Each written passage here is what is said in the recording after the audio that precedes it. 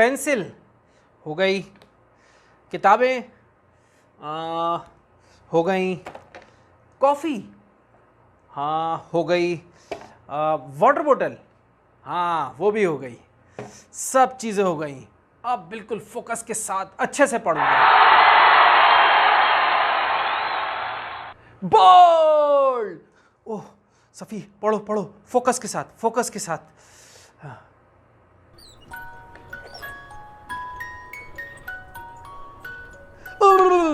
Focus focus, पढ़ना है पढ़ना है। अस्सलाम वालेकुम students, this is Safiullah Wasiullah with you. बच्चों, मुझे बेशुमार मैसेजेस आए और उसमें सवाल यही था कि सर जब हम पढ़ने बैठते हैं तो या तो हमें कोई ख्यालात आने लगते हैं या फिर नींद आने लगती है। तो भाई वाकई ऐसा तो है, और मुझे अपनी भी स्टूडेंट लाइफ याद आ गई फिर कि हमारे साथ भी कुछ ऐसा ही होता था। पढ़ने बैठे हो तो नींद आ जाए और या फिर किसी के ख्यालात आ जाएं। एनीवे, तो इसके लिए मैंने फिर थोड़ी सी रिसर्च करी और रिसर्च करने के बाद ब्रेन्स एकेडमी के ऊपर मुझे एक बहुत बड़ा आर्टिकल और बड़ी ज़बरदस्त रिसर्च मिली इस पर।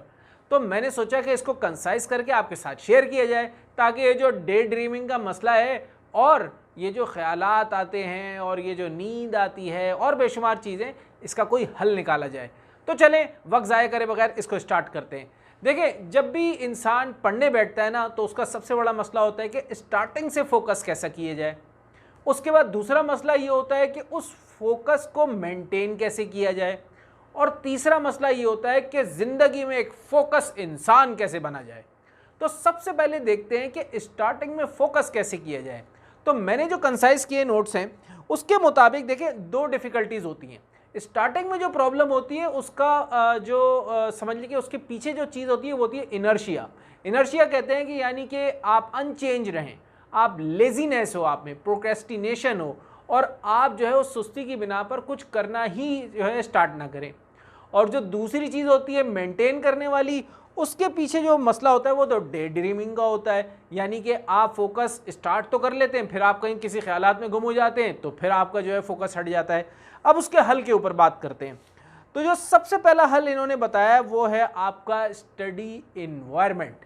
आपको अपने स्टडी का इन्वायरमेंट पैदा करना है, और उसके लिए जो पॉइंट्स बताए हैं उसमें सबसे पहला उन्होंने पॉइंट बताया है कि आपका जितना भी मटेरियल है ना, आपने उसकी सेटिंग करनी है। मिसाल के तौर पे जैसे मैंने आपको शुरू में दिखाया, भाई अगर आपको पानी पीने की ज़रूरत होती है, पानी अपने पास रखें। आपको किसी स्टेशनरी की ज़रूरत होती है, अपने पास रखें। आपको चाय कॉफ़ी की ज़रूरत होती है, अपने पास रखें। पेंसिल, ये वो जितनी चीज़ें हैं पढ़ने पढ़ाने की, वो इन्वायरमेंट बनाएं और अपनी सारी चीज़ें पहले अपने साथ रख लें। दूसरी बात इन्होंने बताई है कि अपनी फैमिली के साथ डिस्कस कर लें। यानी कि इसका मतलब ये होता है कि आप पढ़ रहे हैं, पीछे से आवाज़ आई, बेटा जाओ ज़रा दही ले आओ, या फिर भाई ज़रा मेरा ये काम कर दें। इस तरह की चीज़ें होती हैं। तो आपने फैमिली से पहले ही बात कर लेनी है कि भाई मैं फोकस से पढ़ने बैठ रहा हूँ, प्लीज़ मुझे कोई डिस्टर्ब ना करे। तीसरी चीज़ जो इसमें बताई है वो सेल फ़ोन से रिलेटेड है। यानी कि आपके नोटिफिकेशंस आते हैं फेसबुक के ऊपर, इंस्टाग्राम के ऊपर, जितनी भी चीज़ों के ऊपर आते हैं, या तो आप उस डिवाइस को अपने पास से हटा दें, और अगर नहीं हटा सकते तो जितनी भी ऐसी एप्लीकेशन है उनको बंद कर दें ताकि उसके नोटिफिकेशन की आवाज़ से जो है आपको कोई तंग ना हो। उसके अलावा ये कहते हैं अपने बॉडी और ब्रेन को ऑप्टिमाइज़ करना है। देखें, इसमें सबसे पहला पॉइंट मैं आपको बताऊं, चाहे छोटा हो या बड़ा, टॉयलेट वगैरह पहले ही चले जाएं।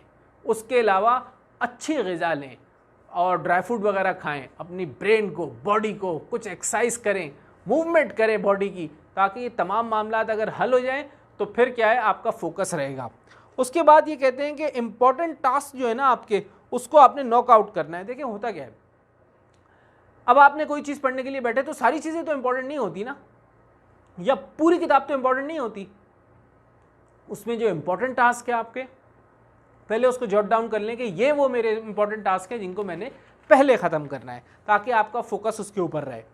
उसके बाद ये बात कर रहे हैं स्टडी मटेरियल की। देखिए ये बड़ा ज़रूरी है। मैंने देखा है बहुत सारे बच्चों को होता क्या है कि एक किताब से पढ़ना शुरू की, फिर याद आया यार इससे रिलेटेड बाकी सवाल तो मैंने जर्नल में लिखे हुए थे, फिर उठ गए लेने के लिए। फिर वो जर्नल ले आए तो फिर याद आया यार बाकी चीज़ें तो मैंने फ़लाने पेपर पे लिखी हुई थी, फिर उस पेपर को लेने चले गए।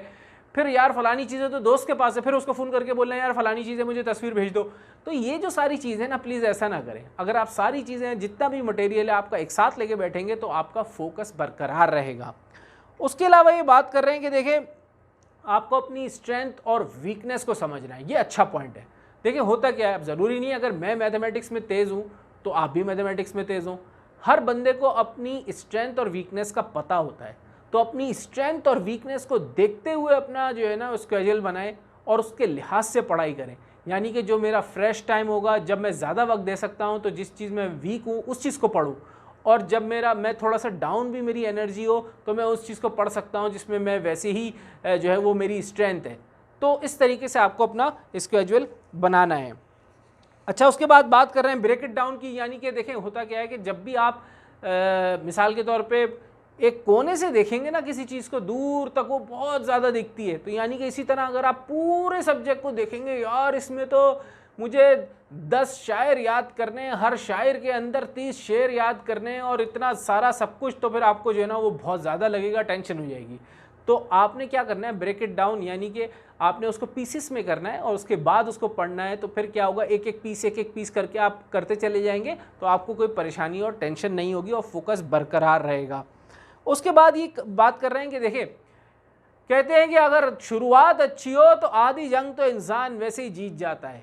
तो वही बात है, इसमें इन्होंने कहा है कि आपकी जो मेमोरी है उसको रिफ़्रेश करने के लिए जो है ना आपको हेल्दी चीज़ें करनी चाहिए, अपनी मोटिवेशन रखनी चाहिए, मोमेंटम होना चाहिए आपकी लाइफ में। मैं इतनी डिटेल में नहीं जा रहा ताकि जो है कम वक्त में ज़्यादा चीज़ें आपको बता दूं। उसके बाद जो बात करनी है कि अपने जो फोकस है उसको कंटिन्यू कैसे रखना है, यानी कि डे ड्रीमिंग से कैसे बचना है, जो कि मैंने आपको बताया ना, आदमी ख्यालों में गुम हो जाता है। होता क्या है, देखिए एक तो एक्सटर्नल डिस्ट्रैक्शंस होती हैं। बिल्ली आगे पाँव पे खड़ी हो गई, भाई खाना मांग रही है, मासी ने प्लेट गिरा दी ताड़ और उसकी आवाज़ आई और प्लेट टूट गई, या फिर और कोई पड़ोसी जो है ना झगड़ा शुरू हो गया, उसकी डिस्ट्रैक्शन हो गई। ये एक्सटर्नल डिस्ट्रैक्शंस है। इसी तरह इंटरनल डिस्ट्रैक्शंस भी होती हैं। पढ़ते पढ़ते कोई गाना आपको याद आ गया या फिर कोई सीन याद आ गया आपको, उसकी वजह से वो इंटरनल डिस्ट्रैक्शंस होती है। तो इन दोनों चीज़ों के ऊपर ध्यान रखना है कि इसको अपने दिलो दिमाग से निकालना है ताकि फोकस बरकरार रहे। उसके अलावा गोल सेटिंग की बात की, उसकी इतनी डिटेल में नहीं जा रहा। गोल तो देखे बनाने ही पड़ते हैं, गोल नहीं बनाएंगे तो फिर तो कुछ भी नहीं हो सकता। यानी कि आज मैंने ये करना है, आज मैंने फलाना चैप्टर ख़त्म करना है, छोटी छोटी बात कर रहा हूँ, आज मैंने इस सब्जेक्ट के इतने सवाल करने हैं, छोटे छोटे गोल बनाए और वो करते चले जाएंगे तो एक फोकस रहेगा आपका। उसके अलावा बात कर रहे हैं कि आपको अपने स्टडी मेथड को चेंज करना चाहिए। ये अच्छा इंपॉर्टेंट पॉइंट है। देखिए जब एक ही तरीके से इंसान सब कुछ करता है ना तो वो बोर हो जाता है। अब इसके मेथड में उन्होंने क्या बोला है कि अपनी सीनरी को चेंज करें। यानी कि ज़रूरी नहीं है एक ही कुर्सी पे और जो है ना जमे बैठे हुए हैं और वहीं पढ़े जा रहे हैं, तो क्या आप बोर हो जाएंगे। सीनरी चेंज करें, कहीं और बैठें, पार्क में बैठें, टेरेस में बैठें, छत पे बैठें, और आपको जो भी सही लगता है उस लिहाज से अपनी सीनरी को चेंज करें और फिर पढ़ें। तो उससे क्या होगा कि आपकी जो है थोड़ी सी लोकेशन चेंज होगी तो आपको अच्छा लगेगा पढ़ना। उसके अलावा बात कर रहे हैं ये स्टडी ऑन ऑफ की। ये तो आपको भी पता है कि देखिए अब ये आपने अपना देखना है कि यार मैं 1 घंटा लगातार पढ़ सकता हूँ, उसके बाद 5 मिनट रुक सकता हूँ, फिर मैं 2 घंटा लगातार पढ़ सकता हूँ, फिर आधे घंटे का ब्रेक चाहिए होता है। तो जितना जितना आपको पढ़ सकते हैं आपकी स्ट्रेंथ के मुताबिक ब्रेक ज़रूर लें। और ब्रेक ये होता है कि उस जगह से उठें और कोई और काम करें, ठीक है ना, कोई और ऐसा काम करें जिससे आप फ्रेश हो जाएं। ब्रेक ज़रूरी है। उसके अलावा स्टडी बडी का मतलब होता है आपका जो करीबी दोस्त हो, जो कि आपके साथ पढ़ने के लिए तैयार भी हो और आपको उससे फ़ायदा हो और जो है वो उसको आपसे फ़ायदा हो। तो ग्रुप स्टडी से भी आपकी इन्वायरमेंट चेंज होता है, तो उससे भी बहुत फ़ायदा होता है। स्टडी रिमाइंडर्स लगाने को कह रहे हैं। अगर आप समझते हैं कि भाई स्टडी रिमाइंडर्स आप लगा के फ़ायदा हो सकता है तो ज़रूर करें। प्रोडक्टिविटी की बात हो रही है, ये अच्छी चीज़ है। देखें इसमें होता क्या है, इसका मतलब होता है कि अपने आप को रिवॉर्ड्स देना सीखें। जैसे हम बच्चों को कहते हैं ना, बेटा अगर होमवर्क कर लिया तो चॉकलेट दूंगा, ठीक है ना, फलाना काम कर लिया तो आपको ये चीज़ दिलाई जाएगी। इसी तरह खुद को रिवॉर्ड्स देना सीखें और उसमें कुछ भी आप तय कर सकते हैं। और आपके लिए सबसे बेहतर रिवॉर्ड क्या होगा कि अगर मैंने फलानी चीज़ कर ली तो मैं 10 मिनट का ब्रेक लूँगा, मैंने फलानी चीज़ ख़त्म कर ली तो मैं आधे घंटे का ब्रेक लूँगा। तो अपने आप को जब आप रिवॉर्ड्स देंगे तो आपको फ़ायदा भी होगा, अच्छा भी लगेगा और फोकस भी बरकरार रहेगा। उसके अलावा जो आखिरी बात मैं आपसे करना चाहता हूँ वो है कि एक फोकस पर्सन कैसे बनना है।